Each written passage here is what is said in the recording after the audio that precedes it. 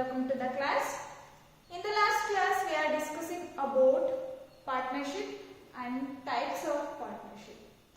In this class we are going to discussing about partnership deed or partnership agreement. Okay, so partnership deed or partnership agreement is a partnership is a voluntary association of people who come together for achieving common objectives. In order to entering into partnership, a clear objects, clear rules, regulations, terms, condition and all other aspects concerning partner essential, so there is no misunderstanding later among the partner. Such agreement should be written or oral form. Okay, so ಇಲ್ಲಿ ಪಾಲುದಾರಿಕಾ ಸಂಸ್ಥೆ ಸ್ಥಾಪನೆ ಮಾಡ್ತಾ ಇದೀವಿ ಅಂತ ಅಂದ್ರೆ ಇಲ್ಲಿ ಒಂದು ಪಾಲುದಾರಿಕಾ ಒಪ್ಪಂದ ಅಂತ ಹೇಳಿ ಬರುತ್ತೆ. ಸೊ ಪಾಲುದಾರಿಕೆ ಅಂತ ಅಂದಾಗ ನಾವು ಒಂದು ನಿರ್ದಿಷ್ಟವಾದಂತಹ ಉದ್ದೇಶಗಳನ್ನು ಈಡೇರಿಸಿಕೊಳ್ಳುವುದಕ್ಕಾಗಿ ಕೆಲವೊಂದಷ್ಟು ಜನ ವ್ಯಕ್ತಿಗಳು ಸೇರಿ ಒಂದು ಸ್ವಪ್ರೇರಿತವಾದಂತಹ ಒಂದು ಸಂಸ್ಥೆಯನ್ನ ಸ್ಥಾಪನೆ ಮಾಡೋದನ್ನ ನಾವು ಪಾರ್ಟ್ನರ್ಶಿಪ್ ಅಂತ ಹೇಳಿದ್ವಿ. ಸೊ ಈ ಒಂದು ಪಾರ್ಟ್ನರ್ಶಿಪ್ ಅಥವಾ ಈ ಒಂದು ಪಾಲುದಾರಿಕಾ ಸಂಸ್ಥೆಯನ್ನ ಸ್ಥಾಪನೆ ಮಾಡ್ತಾ ಇದ್ದಾರೆ ಅಂತ ಅಂದ್ರೆ ಇಲ್ಲಿ ಒಂದು ವ್ಯವಸ್ಥಿತವಾದಂತಹ ನಿಯಮಗಳು ಮತ್ತು ಪಾಲುದಾರಿಕಾ ಸಂಸ್ಥೆಯ ಆಯಾಮಗಳು ಮತ್ತೆ ಪಾಲುದಾರಿಕಾ ಸಂಸ್ಥೆಗೆ ಸಂಬಂಧಪಟ್ಟಂತಹ ಷರತ್ತುಗಳು ಏನೆಲ್ಲ ಇರುತ್ತೆ ಅದನ್ನ ಕ್ಲಿಯರ್ ಆಗಿ ತಿಳಿಸಿರ್ಬೇಕಾಗಿರುತ್ತೆ ಎಲ್ಲ ಪಾಲುದಾರರಿಗೆ. ಸೊ ಆ ಎಲ್ಲ ನಿಯಮಗಳು, ಷರತ್ತುಗಳು ಮತ್ತು ಆಯಾಮಗಳೇ ಏನಿರುತ್ತೆ ಅದನ್ನ ಲಿಖಿತ ರೂಪದಲ್ಲಿ ಅಥವಾ ಮೌಖಿಕ ರೂಪದಲ್ಲಿ ಒಳಗೊಂಡಿರ್ಬೇಕಾಗಿರುತ್ತೆ ಅಂತ ಹೇಳ್ತೀವಿ. ಸೊ ಇಲ್ಲಿ ಲಿಖಿತ ರೂಪವಾಗಿಯೇ ಇರಬೇಕು ಅನ್ನೋದು ಏನು ಕಂಪಲ್ಸರಿ ಅಲ್ಲ. ಸೊ ಲಿಖಿತ ರೂಪದಲ್ಲೇ ಇರಬೇಕು ಅಂತ ಹೇಳಿ ಎಲ್ಲೂ ಕೂಡ ಯಾವುದೇ ಆಕ್ಟ್ ಅಂಡರ್ಲಿ ಹೇಳೋದಿಲ್ಲ. ಆದರೆ ಪಾಲುದಾರರ ಸಲುವಾಗಿ ಪಾಲುದಾರರಿಗೆ ಮುಂದೆ ಭವಿಷ್ಯದಲ್ಲಿ ಯಾವುದೇ ಸಮಸ್ಯೆ ಆಗಬಾರದು ಅನ್ನೋ ಒಂದು ಉದ್ದೇಶದಿಂದ ಆ ಒಂದು ಪಾಲುದಾರಿಕಾ ಸಂಸ್ಥೆಯಲ್ಲಿ ಏನೆಲ್ಲ ಷರತ್ತುಗಳಿರುತ್ತೆ, ಏನೆಲ್ಲ ನಿಯಮಗಳಿರುತ್ತೆ, ಏನೆಲ್ಲ ಆಯಾಮಗಳಿರುತ್ತೆ ಅದನ್ನ ಲಿಖಿತ ರೂಪದಲ್ಲಿ ಒಳಗೊಂಡಿದ್ರೆ ಉತ್ತಮ ಮತ್ತು ಒಳ್ಳೆಯದು ಅಂತ ಹೇಳ್ಬಿಟ್ಟು ಹೇಳ್ತಾ ಹೋಗ್ತಾರೆ.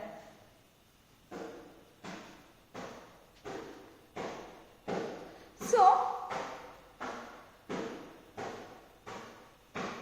ಪಾಲುದಾರಿಕಾ ನಿಯಮಗಳು, ಷರತ್ತುಗಳು ಮತ್ತು ಆಯಾಮಗಳನ್ನು ಒಳಗೊಂಡಂತಹ ಒಂದು ಒಪ್ಪಂದವನ್ನ ನಾವೇನಂತ ಕರಿತೀವಿ ಅಂತಂದ್ರೆ ಪಾಲುದಾರಿಕಾ ಒಪ್ಪಂದ ಅಥವಾ partnership deed or partnership agreement ಅಂತ ಹೇಳ್ಬಿಟ್ಟು ಕರಿತೀವಿ. So the written agreement which specify the terms and conditions that govern the partnership, it is called as partnership deed. The terms and conditions relating to the partnership, we call it as partnership deed. Okay, then what are all the contents?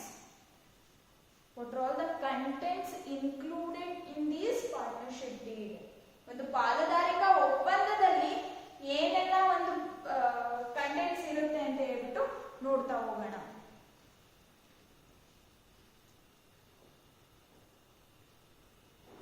So contents of partnership deed. First one, name of the firm.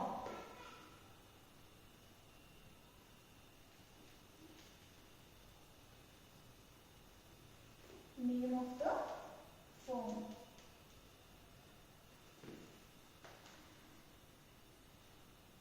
The first content in the partnership deed, that is name of the firm. So ಒಂದು ಪಾಲುದಾರಿಕಾ ಸಂಸ್ಥೆಯ ಹೆಸರು, ಪಾಲುದಾರಿಕಾ ಸಂಸ್ಥೆಯ ಹೆಸರೇನಿರುತ್ತೆ ಆ ಹೆಸರನ್ನ partnership deed ಅಥವಾ ಪಾಲುದಾರಿಕಾ ಒಪ್ಪಂದದಲ್ಲಿ ಹೇಳಿರ್ಬೇಕಾಗಿರುತ್ತೆ.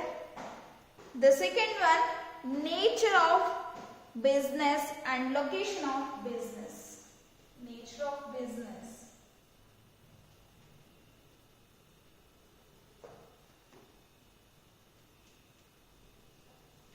and location of business.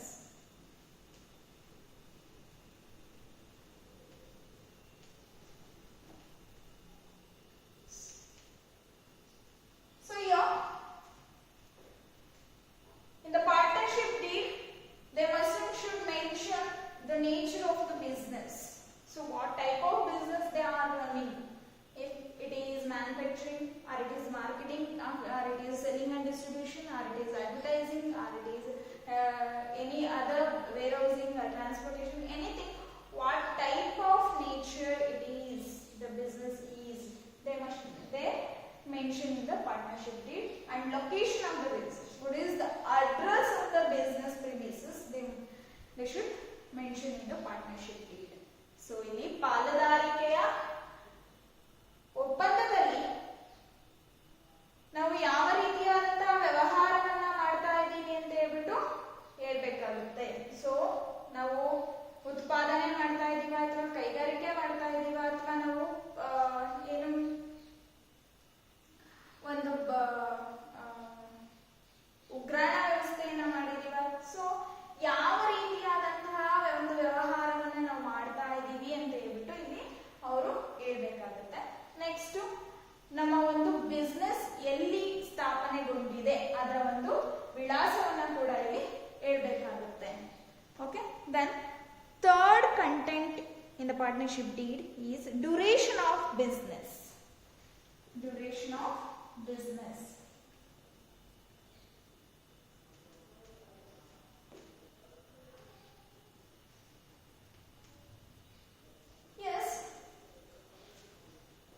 ನಮ್ಮ ಒಂದು ಪಾಲುದಾರಿಕಾ ಸಂಸ್ಥೆ ಎಷ್ಟು ಅವಧಿಯವರೆಗೆ ನಾವು ಸ್ಥಾಪನೆ ಮಾಡಿದೀವಿ ಅಂದ್ರೆ ವ್ಯವಹಾರದ ಅವಧಿನ ಕೂಡ ಹೇಳ್ಬೇಕಾಗುತ್ತೆ. ಸೊ 1 ವರ್ಷಕ್ಕ, 2 ವರ್ಷಕ್ಕೆ ನಾವು ಒಪ್ಪಂದ ಮಾಡ್ಕೊಂಡಿದೀವಿ, 3 ವರ್ಷಕ್ಕೆ, 4 ವರ್ಷಕ್ಕೆ, 5, 10, 20. ಸೊ ಎಷ್ಟು ವರ್ಷಗಳಿಗೆ ಅಥವಾ ಎಷ್ಟು ಅವಧಿಗೆ ನಾವು ಈ ಒಂದು ಸಂಸ್ಥೆನ ಸ್ಥಾಪನೆ ಮಾಡಿದೀವಿ ಅನ್ನೋದನ್ನ ಇಲ್ಲಿ ಹೇಳ್ಬೇಕಾಗುತ್ತೆ. Okay, then investment made by each partner. Investment made by each partner.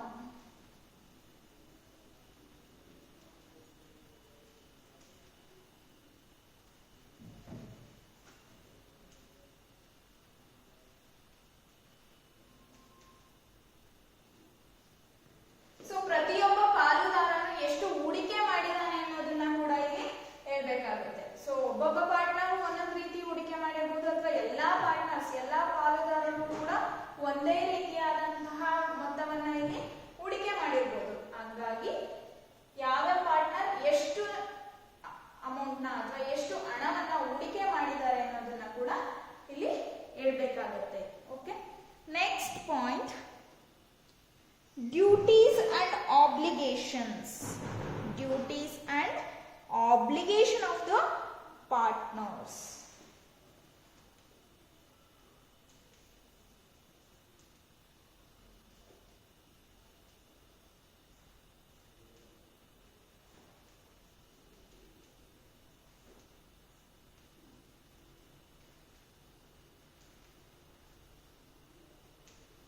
So they must mention the partners' duties and obligation in the partnership deed. So ಪಾಲುದಾರರ ಕರ್ತವ್ಯಗಳು ಮತ್ತು ಜವಾಬ್ದಾರಿಗಳು ಏನು ಅನ್ನೋದನ್ನ ಕೂಡ ಇಲ್ಲಿ ಪಾಲುದಾರಿಕಾ ಒಪ್ಪಂದದಲ್ಲಿ ಹೇಳಿರ್ಬೇಕಾಗುತ್ತೆ. ಯಾಕೆ ಅಂತಂದ್ರೆ ಮುಂದೆ ಯಾವುದೇ ರೀತಿಯ ಕಾನ್ಫ್ಲಿಕ್ಟ್ಸ್ ಆಗುವಂತ ಚಾನ್ಸಸ್ ಇರುತ್ತೆ. ಯಾಕೆಂದ್ರೆ this is not my duty, I am not do it, ನಾನು ಈ ಒಂದು ಕೆಲಸನ ಮಾಡಲ್ಲ ಅಂತ ಕೂಡ ಪಾರ್ಟ್ನರ್ಸ್ ಹೇಳ್ಬೋದು. ಆ ಒಂದು ಕಾರಣಕ್ಕಾಗಿ ಮುಂದೆ ಸಮಸ್ಯೆಗಳು ಶುರುವಾಗಂತ ಸಾಧ್ಯತೆಗಳಿರುತ್ತೆ. ಹಂಗಾಗಿ ಪಾಲುದಾರಿಕಾ ಒಪ್ಪಂದ ಏನಿರುತ್ತೆ ಆ ಪಾಲುದಾರಿಕಾ ಒಪ್ಪಂದದಲ್ಲಿ ಪಾಲುದಾರರ ಕರ್ತವ್ಯ ಮತ್ತೆ ಜವಾಬ್ದಾರಿಗಳನ್ನ ತಿಳಿಸಿದ್ರೆ ಅದು ಒಂದು ಸಾಕ್ಷಿಯಾಗಿ ತೋರಿಸ್ಬೋದಾಗುತ್ತೆ ಅವರ ಒಂದು ಡ್ಯೂಟೀಸ್ ಏನು, ಅಬ್ಲಿಗೇಷನ್ಸ್ ಏನು ಅಂತ ಹೇಳೋದಕ್ಕೋಸ್ಕರ. The next, distribution of profits and losses. Distributions of profit and losses.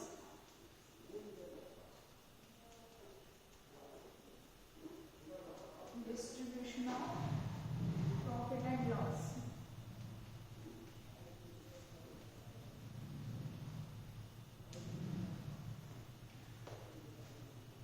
Yes.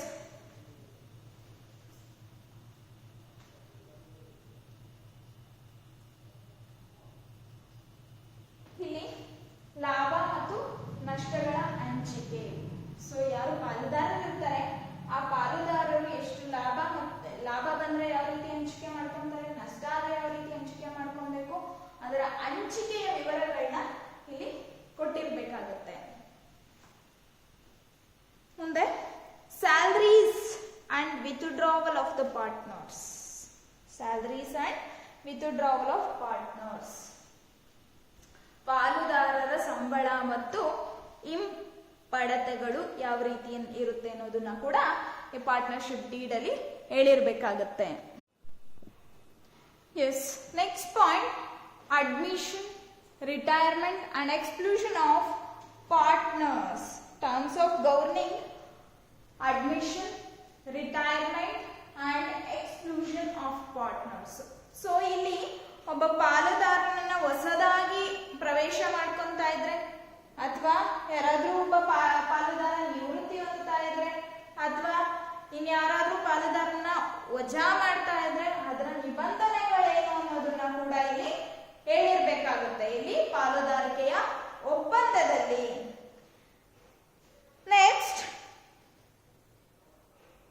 Interest on capital and interest on drawings. Interest on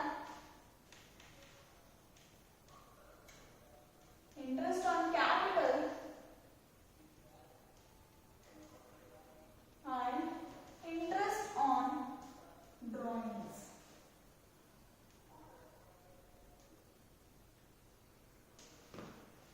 So, ಬಂಡವಾಳದ ಮೇಲಿನ ಬಡ್ಡಿ ಮತ್ತು ಹಿಂಪಡೆದ ಮೇಲಿನ ಬಡ್ಡಿ. ಸೊ ಎಲ್ಲ ಪಾಲುದಾರರು ಕೂಡ ಪಾಲುದಾರಿಕೆ ಸಂಸ್ಥೆನಲ್ಲಿ ಹೂಡಿಕೆ ಮಾಡಿರ್ತಾರೆ. ಸೊ ಆ ಹೂಡಿಕೆ ಮಾಡಿರ್ತಕ್ಕಂತಹ ಮೊತ್ತಕ್ಕೆ ಎಷ್ಟು ಬಡ್ಡಿ ಸಿಗುತ್ತೆ ಮತ್ತು ಅವರು ಅದೇ ಹಣವನ್ನು ಹಿಂಪಡಿಬೇಕಾದ್ರೆ ಅವರಿಗೆ ಎಷ್ಟು ಬಡ್ಡಿ ಸಿಗುತ್ತೆ ಅನ್ನುವಂತಹ ಒಂದು ನಿಬಂಧನೆಗಳನ್ನ ಇಲ್ಲಿ ಪಾಲುದಾರಿಕೆ ಒಪ್ಪಂದದಲ್ಲಿ ತೋರಿಸಿರ್ಬೇಕಾಗತ್ತೆ. Next, procedure for dissolution of the firm. Procedure for dissolution of the firm ಅಂದ್ರೆ ಪಾಲುದಾರಿಕಾ ಸಂಸ್ಥೆಯ ವಿಸರ್ಜನೆಯ ವಿಧಾನ. Dissolution of the partnership firm.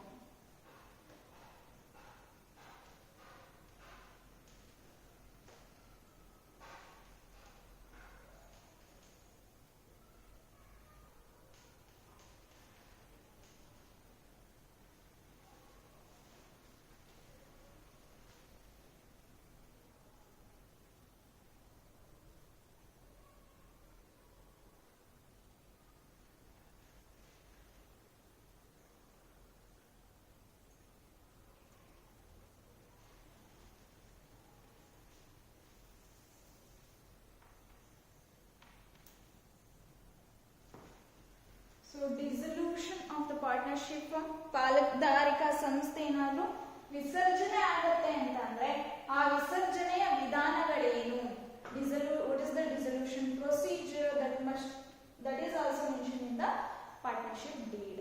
So ಒಂದು ಪಾಲುದಾರಿಕಾ ಸಂಸ್ಥೆನ ಯಾವ ರೀತಿ ಪ್ರಾರಂಭ ಮಾಡೋದಕ್ಕೆ ಒಂದಷ್ಟು ಸ್ಟೆಪ್ಸ್ ಇದೆಯೋ ಅದೇ ರೀತಿ ಪಾಲುದಾರಿಕಾ ಸಂಸ್ಥೆಯನ್ನ ವಿಸರ್ಜನೆ ಮಾಡ್ತೀವಿ ಅಂತಂದ್ರೂ ಕೂಡ ಅಲ್ಲಿ ಒಂದಿಷ್ಟು ರೂಲ್ಸ್ ನ ಫಾಲೋ ಮಾಡಬೇಕಾಗುತ್ತೆ. ಅದೇನು ಪ್ರೊಸೀಜರ್ ಅನ್ನೋದನ್ನ ಕೂಡ ಇಲ್ಲಿ ಮೆನ್ಷನ್ ಮಾಡಿರ್ಬೇಕಾಗುತ್ತೆ. Then procedure or preparation of accounts and their auditing.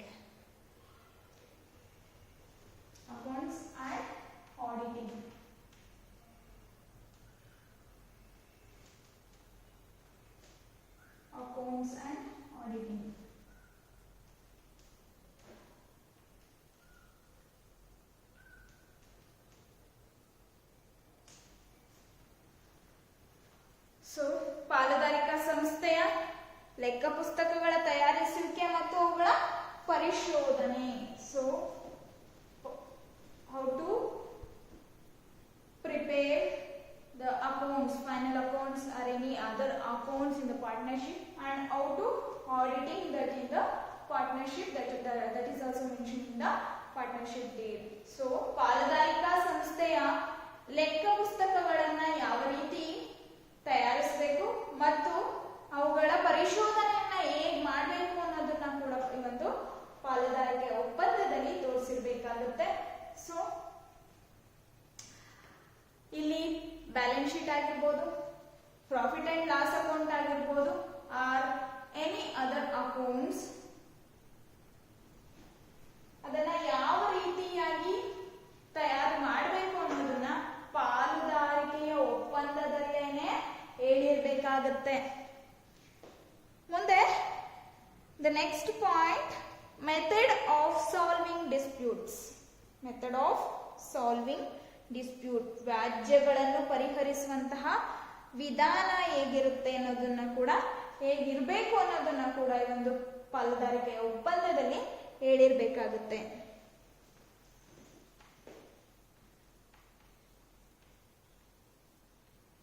Methods of solving disputes.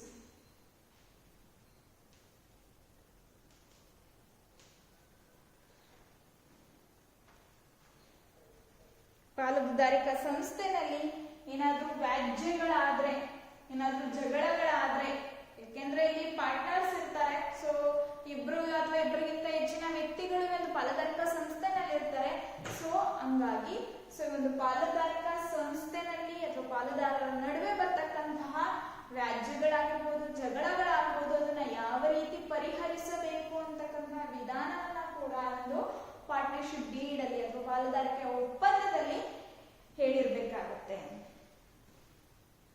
Okay, ಇದಿಷ್ಟು ಪಾಲುದಾರಿಕಾ ಒಪ್ಪಂದದಲ್ಲಿ ಇರತಕ್ಕಂತಹ ಅಂಶಗಳಾಗಿದೆ.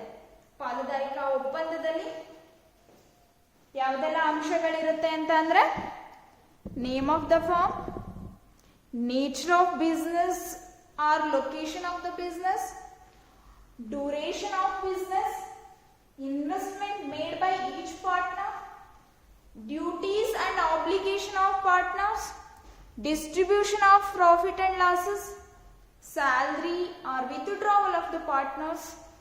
Next, terms and conditions of the admission, retirement and exclusion of partners. Next, interest on capital and interest on drawings. Next, dissolution of the partnership firm, then preparation of accounts and auditing. Next, methods of solving disputes. So ಒಂದು ಪಾಲುದಾರಿಕಾ ಒಪ್ಪಂದದಲ್ಲಿ ಯಾವುದೆಲ್ಲ ಅಂಶಗಳಿರುತ್ತೆ ಅಂತ ಅಂದ್ರೆ, ಸಂಸ್ಥೆಯ ಹೆಸರು, ವ್ಯವಹಾರ ಸಂಸ್ಥೆಯ ಸ್ವರೂಪ ಮತ್ತು ವ್ಯವಹಾರದ ಸ್ಥಳ, ವ್ಯವಹಾರದ ಅವಧಿ, ಪ್ರತಿಯೊಬ್ಬ ಪಾಲುದಾರನು ಮಾಡಿರುವಂತಹ ಹೂಡಿಕೆ, ಲಾಭ ಮತ್ತು ನಷ್ಟಗಳ ಹಂಚಿಕೆ, ಪಾಲುದಾರರ ವ್ಯವಹಾರ ಕರ್ತವ್ಯಗಳು ಮತ್ತು ಜವಾಬ್ದಾರಿಗಳು, ಪಾಲುದಾರರ ಸಂಬಳ ಮತ್ತು ಹಿಂಪಡೆತಗಳು, ಪಾಲುದಾರಿಕೆಗೆ ಹೊಸ ಪಾಲುದಾರರ ಪ್ರವೇಶ ಆಗಿರ್ಬೋದು, ನಿವೃತ್ತಿ ಅಥವಾ ವಜಾ ಮಾಡುವಂತಹ ನಿಬಂಧನೆಗಳಾಗಿರ್ಬೋದು, ಬಂಡವಾಳದ ಮೇಲಿನ ಬಡ್ಡಿ ಮತ್ತೆ ಹಿಂಪಡೆತದ ಮೇಲಿನ ಬಡ್ಡಿ ಎಷ್ಟಿರುತ್ತೆ ಅಂತ ಹೇಳಿರ್ತಾರೆ, ಪಾಲುದಾರಿಕಾ ಸಂಸ್ಥೆ ವಿಸರ್ಜನೆಯ ವಿಧಾನ ಯಾವ ರೀತಿ ಇರಬೇಕು, ಮತ್ತು ಲೆಕ್ಕ ಪುಸ್ತಕಗಳ ತಯಾರಿಸುವಿಕೆ ಮತ್ತು ಅವುಗಳ ಪರಿಶೋಧನೆ ಹೇಗಿರ್ಬೇಕು ಅನ್ನೋದನ್ನ ಕೂಡ ಪಾಲುದಾರಿಕೆ ಒಪ್ಪಂದದಲ್ಲಿ ತಿಳಿಸಿರ್ತಾರೆ. ಮತ್ತೆ ವ್ಯಾಜ್ಯಗಳನ್ನ ಅಥವಾ ಜಗಳಗಳನ್ನ ಪರಿಹರಿಸುವಂತಹ ವಿಧಾನ ಯಾವುದು ಅನ್ನೋದನ್ನ ಕೂಡ ಇಲ್ಲಿ ಪಾಲುದಾರಿಕೆ ಒಪ್ಪಂದದಲ್ಲಿ ತಿಳಿಸ್ತಾ ಹೋಗಿರ್ತಾರೆ. ಸೊ ಈ ಒಂದು ಪಾಲುದಾರಿಕೆ ಒಪ್ಪಂದದ ಏನೋ ಒಂದು ಡಾಕ್ಯುಮೆಂಟ್ ಇರುತ್ತೆ ಅಥವಾ ಈ ಒಂದು ಪಾರ್ಟ್ನರ್ಶಿಪ್ ಡೀಡ್ ಏನಿರುತ್ತೆ, ಇದು ಒಂದು ಸಾಕ್ಷಿಯಾಗಿರುತ್ತೆ. ಅವರ ಯಾವುದೇ ಒಂದು ಕೆಲಸ ಕಾರ್ಯಗಳನ್ನ ಮಾಡಲಿ ಅಥವಾ ಯಾವುದೇ ಒಂದು ವ್ಯಾಜ್ಯಗಳಾಗ್ಲಿ ಅದನ್ನ ಪರಿಹರಿಸುವಂತದ್ದಾಗಿರ್ಬೋದು, ಅಥವಾ ಅಕೌಂಟ್ಸ್ ನ ಪ್ರಿಪೇರ್ ಮಾಡೋದಾಗಿರ್ಬೋದು, ಆಡಿಟಿಂಗ್ ನ ಮಾಡೋದಾಗಿರ್ಬೋದು, ಇಂಟ್ರೆಸ್ಟ್ ನ ಕ್ಯಾಲ್ಕುಲೇಟ್ ಮಾಡೋದಾಗಿರ್ಬೋದು, ಇದೆಲ್ಲ ಕೂಡ ಅವರು ಒಂದು ಲಿಖಿತ ರೂಪದಲ್ಲಿ ಬರೆದಿಟ್ಟಿರ್ತಾರೆ. ಅದರ ಪ್ರಕಾರ ಅವ್ರು ಏನ್ ಮಾಡ್ಬೋದು, ಈಸಿಯಾಗಿ ಸ್ಮೂತ್ ವೇನಲ್ಲಿ ಅವರ ಒಂದು ಪಾರ್ಟ್ನರ್ಶಿಪ್ ಫಾರ್ಮ್ ನ ರನ್ ಮಾಡ್ತಾ ಹೋಗ್ಬೋದಾಗಿರುತ್ತೆ. So partnership deed gives an proof to an agreement. So partners ಎಲ್ಲರೂ ಸೇರಿ ಒಂದು ಅಗ್ರಿಮೆಂಟ್ ಏನ್ ಮಾಡ್ಕೊಂಡಿರ್ತಾರೆ ಆ ಒಂದು ಅಗ್ರಿಮೆಂಟ್ಗೆ ಪ್ರೂಫ್ ಆಗಿರುವಂತದ್ದೇ ಒಂದು ಪಾರ್ಟ್ನರ್ಶಿಪ್ ಡೀಡ್ ಅಂತ ಹೇಳ್ಬೋದಾಗುತ್ತೆ. ಸೊ ಇದಿಷ್ಟು partnership deed and what are all the content included in the partnership deed. I hope all of you understand.